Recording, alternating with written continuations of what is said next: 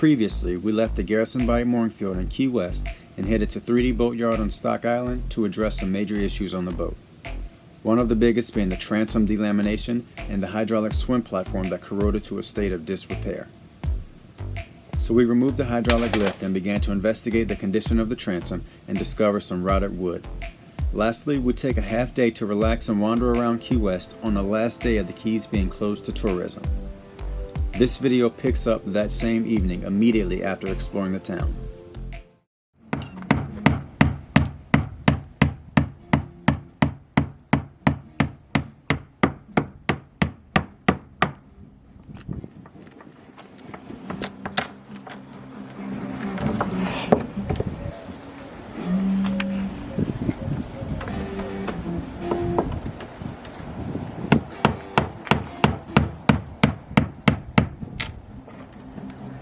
Sanded a little lip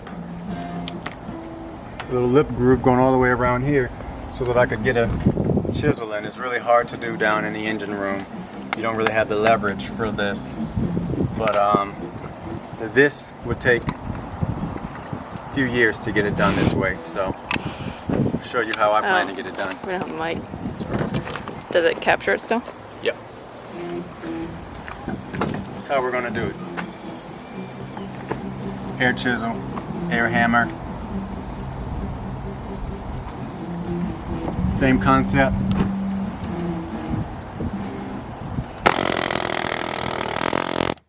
didn't know it was on. I thought it was off. I was like, do we gotta turn it on?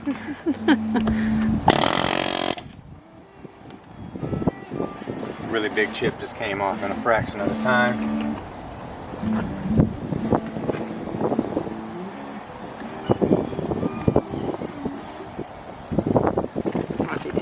And yeah, this guy is literally going to turn hours and hours of painstaking work into just a few minutes. So I think getting the bad wood out of the fiberglass is probably the worst part of it all, but this guy really makes it a non-issue.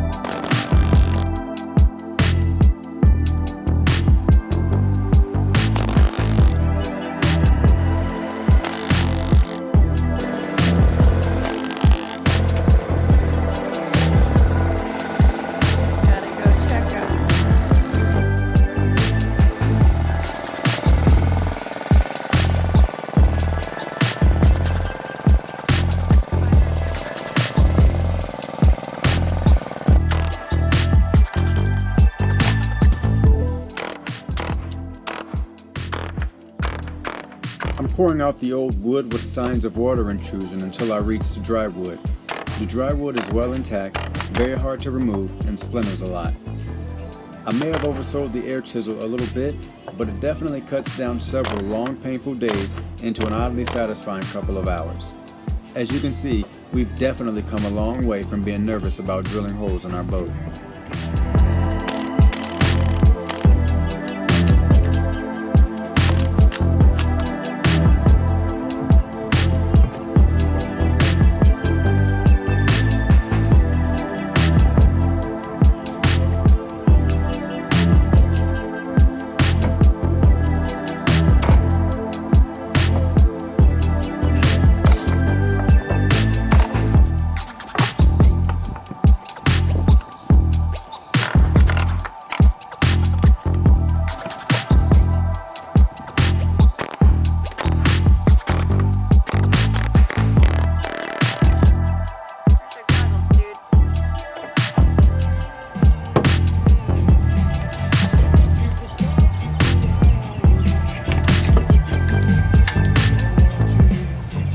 don't get this with 5 seconds of a hammer and a chisel.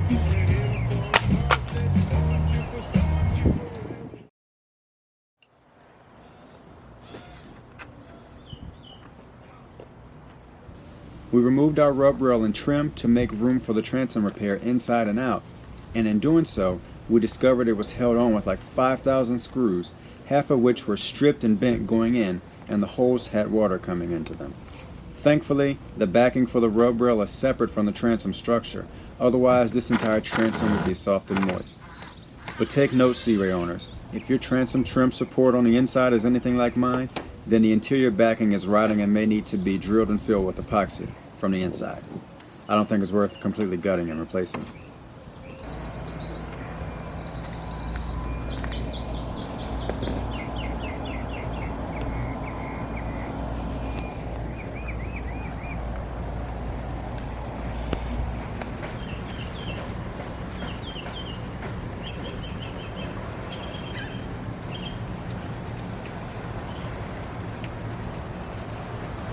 It's chicken's turbo. I wouldn't pick that fight.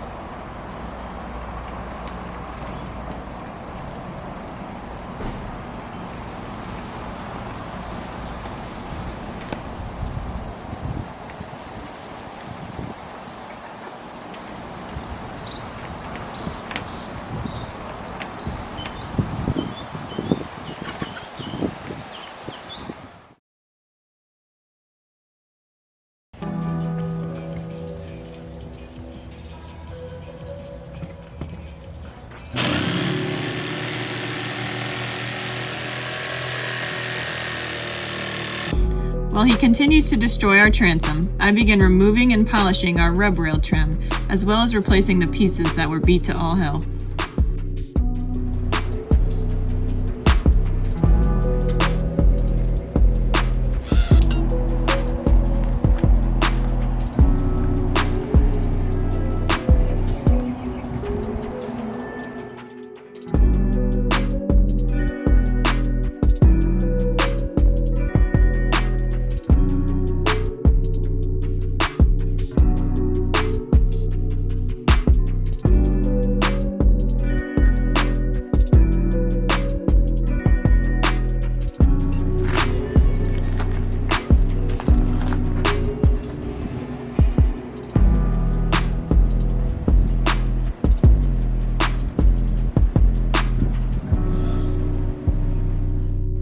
Drainage where our boat is not great. It's bad enough that someone abandoned their scooter in our work spot, but now there's standing water here too. Oh well, the job must go on.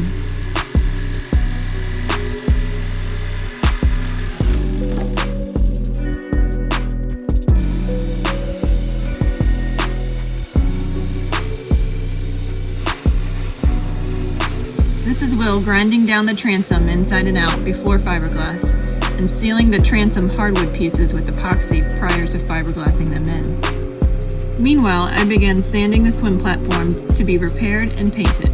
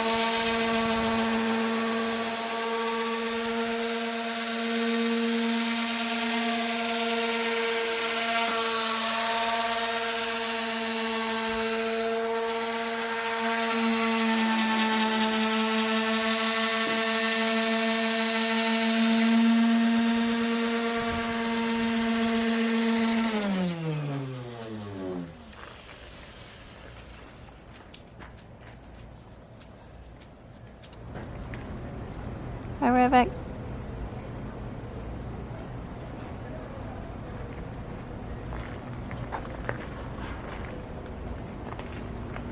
These are our test spots. Testing our buffing.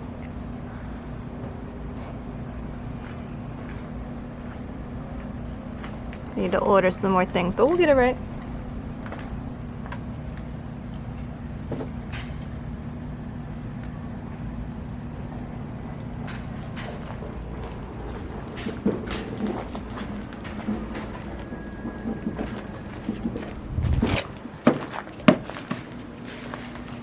My mom's mixing up some epoxy so I can patch up the swim platform and then paint it.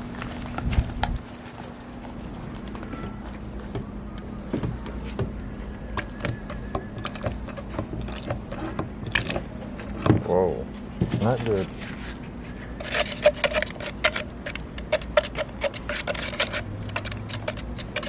They make this count. Why is it already hardened? Well, no, the thing was spitting. Oh. Meaning we're already out? Yeah, I used a metric shit ton yesterday. Way more than I really thought I would. So I either need to buy another one of those or the next size up. I'm not too sure. There you go.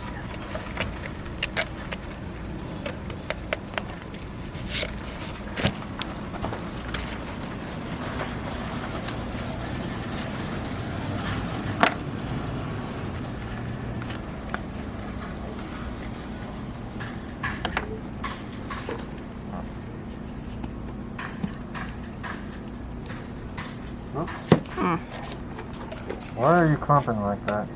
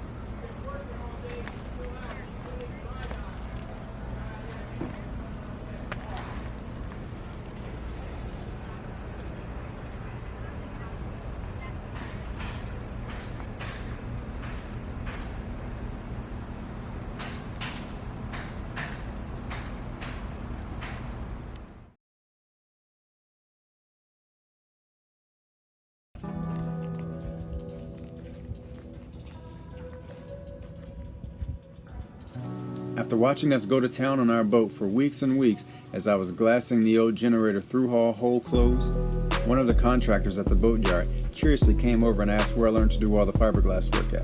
I simply responded, the internet.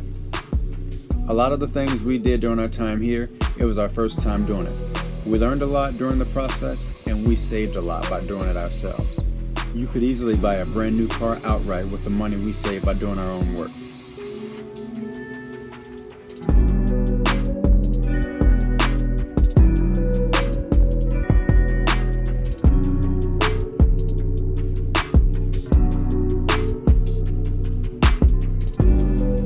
So after breaking things down for what seemed like forever, we finally starting to put things back together and see our hard work start to take shape.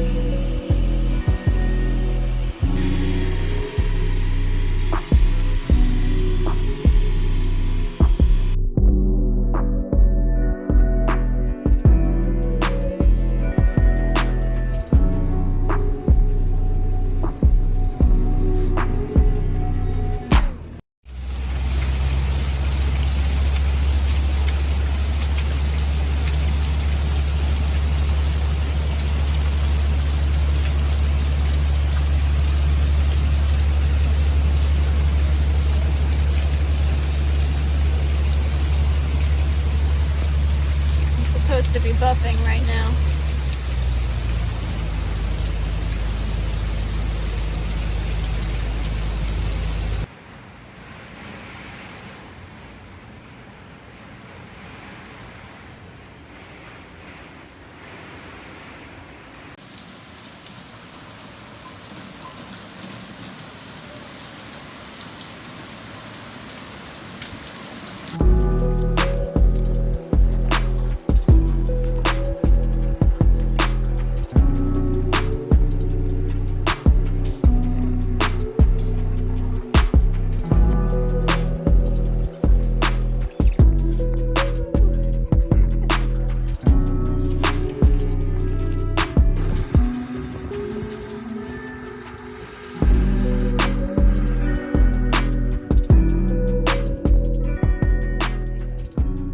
As we mentioned in our last video, the hydraulic swim platform was beyond repair, so we decided to make the platform fixed. We had these stainless steel brackets custom fabricated by a local welding shop. They did a good job on the brackets, but gave us the runaround on drilling the holes in them for the platform. It took us almost 3 days to drill just 18 holes, and now we see why they kept blowing us off.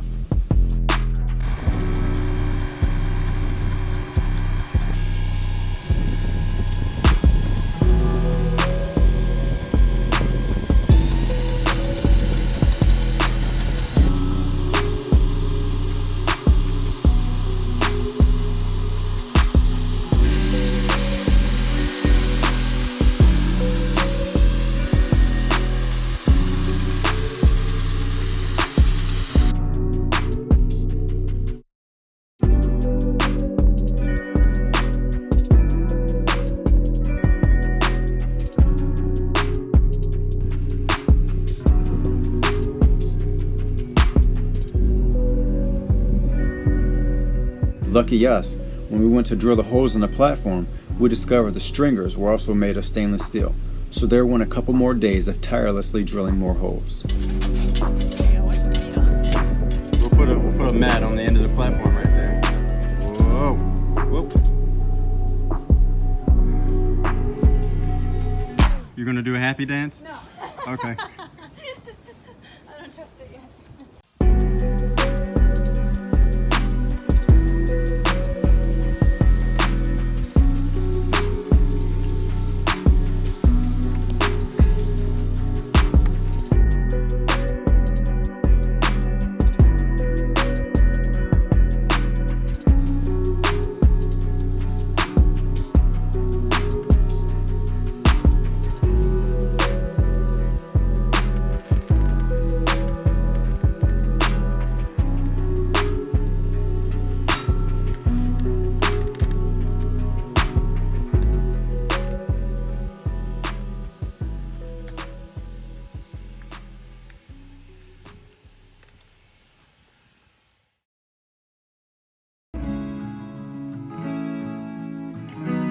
Weeks turned into months in what felt like boat jail. We watched boats all around us head back into the water while we were uncertain if we would ever see water again. The yard staff felt the same as boats began to close in and surround us. Will worked all day. I helped him in the evenings and sometimes throughout the night, only stopping for setbacks beyond our control. We continuously crossed things off a never-ending list, determined to have our day. Well, after 10.5 weeks of working every single day, we made it to the other side. Our day had come, and we were finally returning to the water.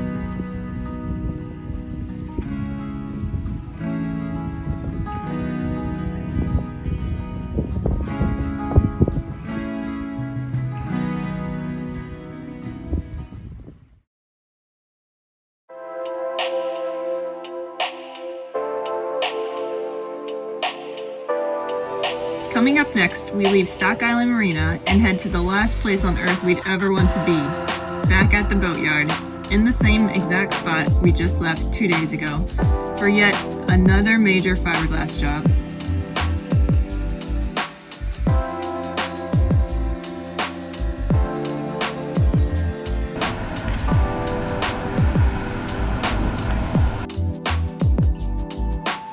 We had to call in some professionals for this unforeseen setback.